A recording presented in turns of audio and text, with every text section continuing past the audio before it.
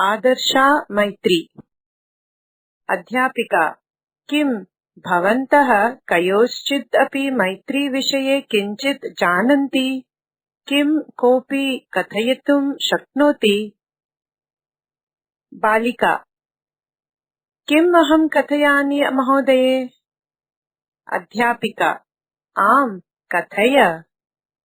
बालिका सुदामा कृष्णयोः मैत्री विश्वप्रसिद्धा आचार्ये, किन्तु वयं तयोः आरम्भिकजीवनविषये पूर्णतः न जानीमः, अतः भवती पूर्णां कथां कथयतु। सुदामा कृष्णौ परममित्रे आस्थाम्। उभौ एकस्य एव गुरोः आश्रमे विद्याध्ययनम् अकुरुताम्। तौ गुरुभ्रातरौ आस्ताम्। तयोः गुरोः नाम सन्दीपनी इति आसीत्। श्रीकृष्णः अध्ययने अतीव निपुणः आसीत्, किन्तु सुदामा आरम्भतः एव मन्दबुद्धिः आसीत्, अतः सः आश्रमस्य कार्याणि, गुरोः सेवां च करोति स्म। अध्ययने तस्य रुचिः नासीत्। विद्याध्ययनं समाप्य द्वयोः विवाहः सञ्जातः। कृष्णस्य भार्या रुक्मिणी, सुदाम्नः भार्या च वसुन्धरा इति आस्ताम्। श्रीकृष्णः द्वारिकायाः राजसिंहासने विराजमानः अभवत्, किन्तु सुदामा तु दरिद्रः ब्राह्मणः एवातिष्ठत्। एकस्मिन् दिने सुदाम्नः पुत्रः क्षुधितः एव रोधमानः अस्वपत्, यतः गृहे खादितुं किञ्चित् अपि नासीत्।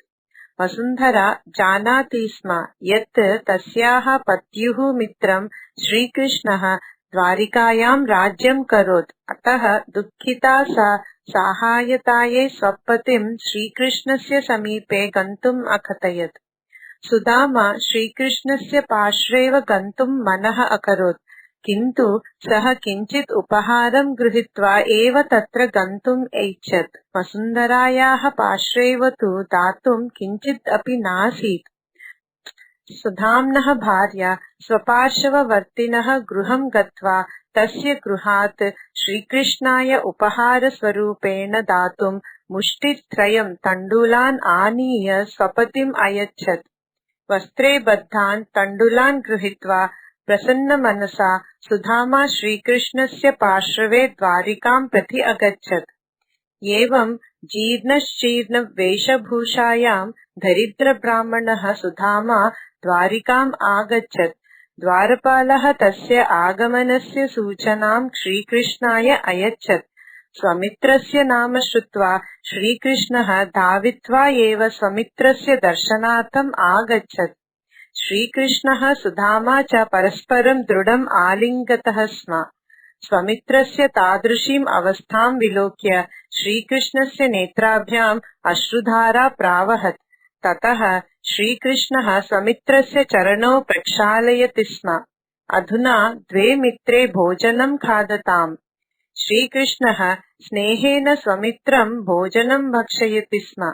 ततः श्रीकृष्णः स्वमित्रं तस्य कुशलक्षेमम् अपृच्छत्, अन्याः वार्ताः च अकरोत्। सहसा श्रीकृष्णः अपश्यत् यत् सुदामा किञ्चित् गोपयितुं प्रायतत। सः स्वभ्रातुजायया प्रेषितम् उपहारं दातुं कथयत्, किन्तु सुदामा तत् दातुं लज्जते स्म। ततः श्रीकृष्णः हठात् वस्त्रे बद्धान् तान् तण्डुलान् गृहीत्वा खादितुम् आरभत। श्रीकृष्णेन सह उषित्वा 2-3 दिवसोपरान्तं सुदामा स्वगृहं प्रत्यागन्तुम् अकथयत्। अश्रुपूरितनेत्राभ्यां श्रीकृष्णः स्वमित्रस्य गमनस्य वार्तां स्वीकरोति स्म। अधुना सुदामा आश्चर्यचकितः आसीत्, यतः तस्य दारिद्र्यं दृष्ट्वापि श्रीकृष्णः तस्मै किञ्चिदपि दातुं न अकथयत्। स्वयं स्वविषये किञ्चित् अपि कथयितुं सुदामा अपि समर्थः नासीत्। किन्तु किमेतत्? गृहमागत्य कुटीरस्य स्थाने दैदीप्यमानं प्रासादं, तत्र आभूषणैः सुसज्जितां विभूषितां च स्वपत्नीं वसुन्धरां विलोक्य अधुना सः अवागच्छत्।